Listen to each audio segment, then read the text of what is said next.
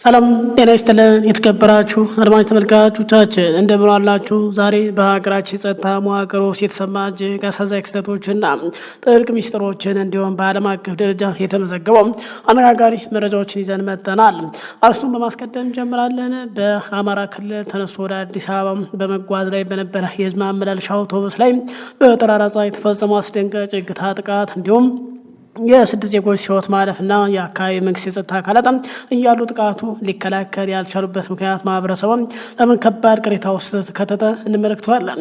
የሾፌሮቹ ድምፅ ምንድን ነው? በዚህ ጉዳይ ላይ መንግስት ምን አለ የሚለውን በስፋት እናጋራለን። ሌላው እንግዲህ በአማራ ክልል ከአምቡላንስ በስተቀር ማንኛውም ተሽከርካሪ እንዳይንቀሳቀስ የአማራ ፋኖ ብሔራዊ ንቅናቄ ያስተላልፈም የ5 ቀናት አስቸኳይ እገዳ መግለጫው ተራ ነው ካሉትም ከክልሉ የጸጥታ ቢሮ ኃላፊ ዶክተር እሸቱ ህንዱስ ምላሽ በተቃራኒ ዛሬ ጠዋት እንግዲህ በባህር ዳር፣ ጎንደርና በተለያዩ ከተሞች በትራንስፖርት ላይ የተፈጠረው ድንገተኛ እውነታ ምንድን ነው? በአጠቃላይ በአማራ ክልል ያለው እውነታስ ምንድን ነው የሚለውን ከተለያየ ቦታ ሰባሰብናቸው መረጃ እናጋራለን። በሌላው መረጃ በወለጋ ግንባር በደረሰ የደፈጣ ጥቃት የጦር መኮንኑ ብርጋዴር ጀነራል አስናቀ አይተነውና የኮሎኔል ናትናኤል ህልፈት መረጋገጡ ተቀጥሮ ፊልድ ማርሻል ብርሃኑ ጁላ በአዲስ አበባ የጠሩት አስቸኳይ ስብሰባና በድብቅ የተፈጸመው የቀብር ስነስርዓት ምስጢር ይፋ ሆኗል። በስፋት እናጋራቸዋለን። በመጨረሻም እንግዲህ ከዓለም አቀፍ መረጃዎችም በአሜሪካው ፕሬዚዳንት ዶናልድ ትራምፕ መሪነት የተደረሰውን የተኩስ አቁም ስምምነት የሚቃረን አዲስ ትዕዛዝ ከእስራኤል ጠቅላይ ሚኒስትር ቤንያሚን ኔታንያሁ ተሰምቷል። እስራኤል የጋዛን ቁጥጥር ወደ 70% እንድታሳድግ ማዘዟና ከጋዛ ሰርጥ ዜጎችን በፈቃደኝነት የማፍለስ እቅድ የፈጠረው ዓለም አቀፍ ስጋት ምን ደረጃ እንደርሷል? በስፋት እናጋራለን። በእነዚህ ሁሉ መረጃዎች ዙሪያ ያሉትን ያልተሰሙ እውነታዎችና ዝርዝር ዘገባዎችን አሁን አብረን እንመለከታለን። መረጃው ለሁሉም ይደርሰን ከወዲሁ ቪዲዮን ላይክና ሼር ማድረጋችሁን አትዘንጉ። ለቻናሉ አዲስ ከሆናችሁ ሰብስክራይብ በማድረግ አብራችሁን ቆዩ። በቀጥታ ወደ ዝርዝር መረጃው እናምራለን። በድጋሚ መልካም ቆይታ።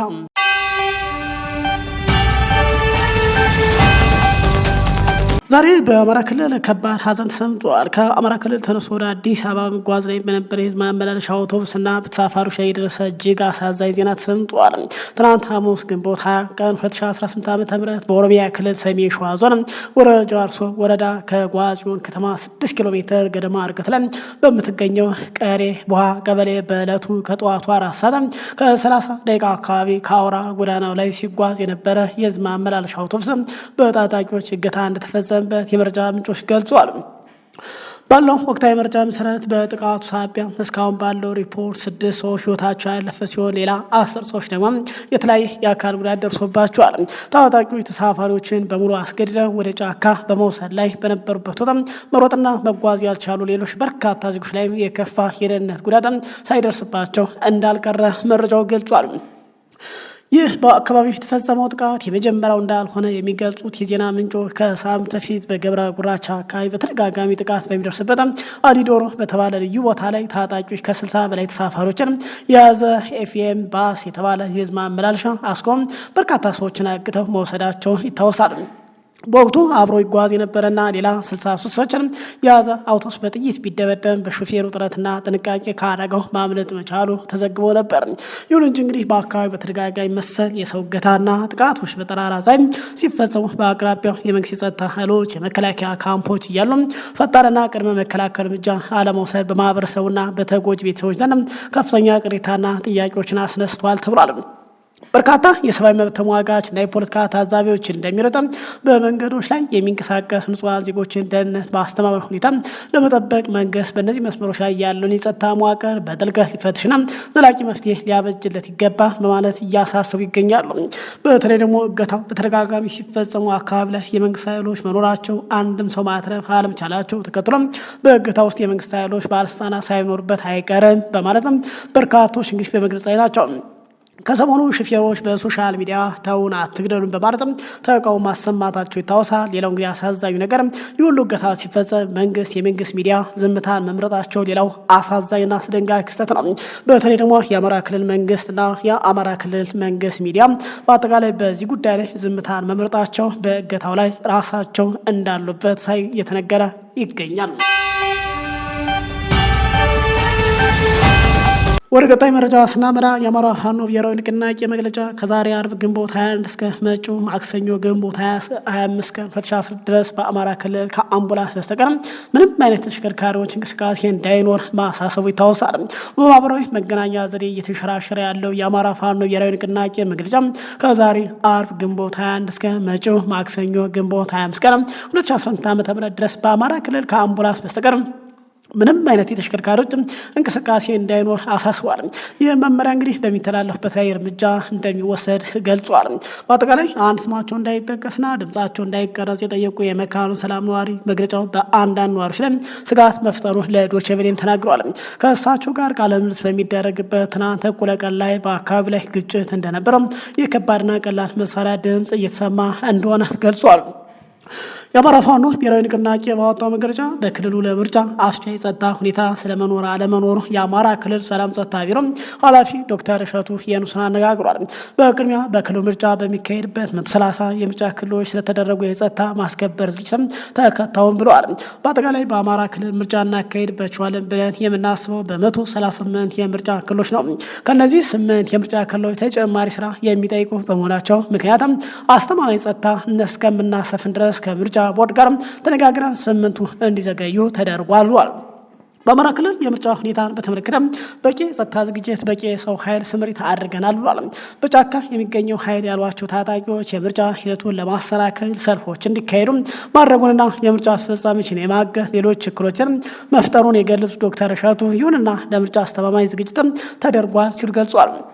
የአማራ ፋኖ ብሔራዊ ንቅናቄ ከዛሬ አርብ ግንቦት 21 ቀን እስከ መጪው ማክሰኞ ግንቦት 25 ቀን 2018 ዓ.ም ድረስ ከአማራ ክልል ከአምቡላንስ በስተቀር ምንም አይነት የተሽከርካሪዎች እንቅስቃሴ እንዳይኖር ጥሪ ስለማድረጉና ጥሪውን ተላልፎ በተገኘ አሽከርካሪ ላይም እርምጃ እንደሚወስድ ስለማስጠንቀቁ በማህበራዊ መገናኛ ዘዴ በስፋት መንሸራሸሩ ይታወሳል። በዚህ ጉዳይ ላይ ተጠይቀው ሁሌ የሚሉት እኮ ነው። ዛሬ መንገድ ይዘጋ፣ የሚቀጥለው ሳምንት መንገድ ይዘጋ፣ ለሚቀጥለው 15 ቀን መንገድ ይዘጋ፣ ጥሪ ያቀርበናል፣ ሹፌሮች እንዳትንቀሳቀሱ፣ መኪና እንዳይሄድም ሁሌ የሚሉት ግን አንድም ቀን ተስተጓጉሎ አያውቅም ሲሉ ገልጿል። ለምሳሌ የምርጫ ምዝገባ ስናካሄድ ምርጫ ጣቢያ እንዳትሄዱ ብለው ዝተዋል። ተኩሰዋል፣ አስረዋል፣ አቁስለዋል፣ ገለውናል ግን አላቆሙንም ብሏል። በበቂ ሁኔታ አከናውናል። አሁንም እንደዚህ አይነት መግለጫዎች ያወጣሉ። መግለጫው ተራ መግለጫ በማለት አጣጥሏል። ይሁን እንጂ እንግዲህ ዛሬ ጠዋት ጀምሮ አዲስ አበባ፣ ባህር ዳር፣ ጎንደር በቀሪ የአማራ ክልል ከተሞችም መኪኖች መናሪያ መታገታቸው ተገልጿል። የመንግስት የጸጥታ ኃይሎች ሹፌሮችን በግድ በመደብደብ ለማስወጣት ሙከራ ማድረጋቸው ተገልጿል። ይሁን እንጂ ሹፌሮች አልወጣም በማለት በአጠቃላይ መኪኖችን እያቆሙ የጠፉ እንዳለ ተገልጿል። እኛውም እንግዲህ ይህንን ዜና እስከዘገብንበት ድረስ ከተለያየ ቦታ በአማራ ክልል ለማረጋገጥ ሞክረናል። በተለይ ከባህር ዳር በአጠቃላይ በጎጃም መስመር ሙሉ በሙሉ ከጠዋቱ ጀምሮ ለመኪና በአጠቃላይ ዝግ መሆኑን አረጋግጠናል። እንዲሁም በጎንደር መስመር በተመሳሳይ በሁሉና በሸዋ በአጠቃላይ በአማራ ክልል እንግዲህ ከሞላ ጎደል ሙሉ ረጅም መስመሮች ወይም ደግሞ አገር አቋራጭ መስመሮች ሙሉ በሙሉ መዘጋታቸውን ሚዲያችን አረጋግጧል።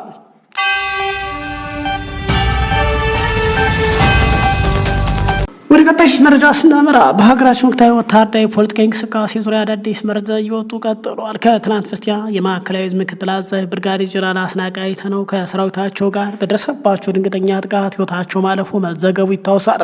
አሁን በደረሰን ተጨማሪ መረጃ መሰረት ከሳቸው ተጨማሪ ኮሎኔል ናትናኤል የተባሉ ሌላ ከፍተኛ የጦር መኮንን አብረው ህይወታቸው አልፏል ተብሏል። በቦታው ላይ በመቶ የሚቆጠር የሰራዊት አባላትም ህይወታቸው እንዳለፈ ተገልጿል። ይህ በኦሮሚያ ክልል ወለጋ ግንባር የተከሰተው ወታደራዊ ክስተት የአማራ ፋኖ ማህበረሰብ አባላት ከአካባቢ ነዋሪዎች ጋር በመቀናጀት መረጃ በመለዋወጥ ባደረጉት የደፈጣ ጥቃት የተፈጸመ መሆኑ ተገልጿል። ክስተቱን ተከትሎ የጦር ኃይሎች ጠቅላይ አዛዥ ፊልድ ማርሻል ብርሃኑ ጁላ ከፍተኛ የጦር መኮንኖች ያሳተፈ አስቸኳይና በዝግ የተመራ ስብሰባ በአዲስ አበባ መጥራታቸው ተገልጿል። የውስጥ የመረጃ አጣሪ የሆኑት አቶ ጌትነት ይስማው ከመከላከያ ምንጮች ጠቅሰው እንደዘገቡት ከሆነ በወቅቱ በተሰነዘረው ጥቃት የጊቤ ኮር ዋና አዛዥ ብርጋዴር ጄኔራል ደስታ ተመስገንም ጥቃቱ ከሰነዘረበት አካባቢ ለጥቂት መትረፍ ችሏል ተብሏል። በጥቃቱ ወቅትም ቁጥራቸው 12 የሚደርሱ ወታደርና ሲቪል ተሽከርካሪዎች በፋኖ ተይዘዋል ተብሏል። ይህን ወታደራዊ ኦፕሬሽን በግንባር የመሩት ዲያቆን ፋኖ የተባለ የአመራሩ አካል ለውጭ ሀገር ዓለም አቀፍ ሚዲያ በሰጡት ማብራሪያ ከተያዙት መኪኖች መካከል የግለሰቦች የሆኑት ንብረቶች በሙሉ ለአካባቢ ነዋሪ ለባለቤቶቻቸው ወዲያውኑ ተመላሽ እንዲሆኑ ተደርጓል ተብሏል። ይህ መረጃ እንግዲህ ኪንግደም አክሱም የተባለ የዜና ምንጭ አረጋግጧል። በሌላ በኩል በአካባቢ የመንግስት የጸጥታ መዋቅር ውስጥ የሚገኙ ዘውዱ በላይ እና ማመር ተሰማ የተባሉ አመራሮች ላይ በቀጣይ ተመሳሳይ እርምጃ ሊወሰድ እንደሚችል የፋኖ ኃይሎች ገልጿል። በመላው ሀገሪቱ በተለይ በኦሮሚያና በአማራ ክልሎች የታዩ ያሉ ወታደራዊ ፍጥጫዎች በቀጣይ ቀናት ወደ ምን አይነት አቅጣጫ ሊያምራ እንደሚችል የፖለቲካና የደህንነት ተንታኝ ሰፊ ስጋታቸውን እየገለጹ ቀጥሏል። እስከ አሁን ድረስ ከመንግስት ሆነ ከመከላከያ ሚኒስቴር ኮሚኒኬሽን ክፍል በወለጋ ጥቃት በከፍተኛ መኮንን ህልፈት ዙሪያ የተሰጠ ይፋዊ መግለጫ የለም። መሰረት ሚዲያ ግን በሰራው ዘገባ ግን ጀነራሉ ቀብር በድብቅ አዲስ አበባ ቅድስት ስላሴ ቤተክርስቲያን መፈጸሙን ይፋ ማድረጉ ይታወሳል።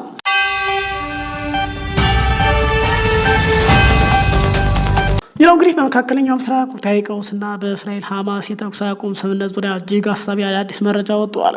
የእስራኤል ጠቅላይ ሚኒስትር ቤንያሚን ኔታንያሁ የእስራኤል መከላከያ ሰራዊት ጋዛ ውስጥ የሚቆጣጠረውን የግዛት ስፋት ወደ 70% እንዲያሳድግ አዲስ ትዕዛዝ ሰጥተዋል። ሐሙስ ዕለት በተካሄደው አንድ ይፋዊ ኮንፈረንስ ላይ ንግግር ያደረጉት ጠቅላይ ሚኒስትር ቤንያሚን ኔታንያሁ አሁን ላይ የጋዛ ሰርጥን 60% ግዛት እንቆጣጠራለን። የሰጠውት አዲስ ትዕዛዝ ግን ይህንን ቁጥጥር ደረጃ በደረጃ በመፋጠም መጀመሪያ ወደ 70% ለማሳደግ ነው ሲሉ ተናግሯል። ይህ እንግዲህ የእስራኤል ቁጥጥር የማስፋት አዲስ እንቅስቃሴ በአሜሪካው ፕሬዚዳንት ዶናልድ ትራምፕ መሪነት በእስራኤልና በሐማስ መካከል ከተደረሰው የተኩስ አቁም ስምምነት ጋር የሚጋራ በመሆኑ በዓለም አቀፍ ማህበረሰብ ዘንድ ሰፊ ስጋት ፈጥሯል። እንደሚታወሰው በኦክቶበር ጥቅምት ወር ላይ በአሜሪካ አደራዳሪ የተኩስ አቁም ስምምነት በተደረገበት ወቅት እስራኤል ጋዛ ውስጥ የሚኖራት ወታደራዊ ቁጥጥር በ53% እንዲገደብና የጦር ኃይል ቢጫ መስመር ተብሎ ወደሚታወቅ የደህንነት ወሰን ማፈግፈግ እንዳለበት በስምምነት ላይ ተደርሶ ነበር።